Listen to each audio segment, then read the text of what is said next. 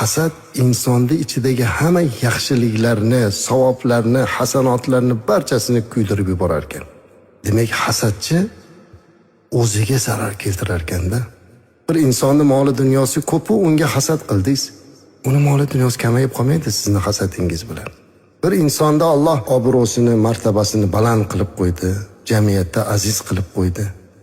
Siz unga hasad qilganingiz bilan bu pasayib qolmaydi.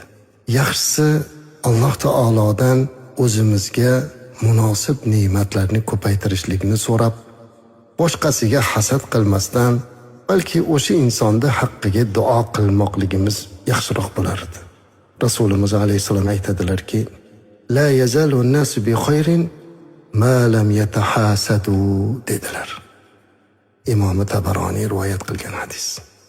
Modomiki hasad qilishmasa, odamlar yaxshilikda bardavom bo'ladilar.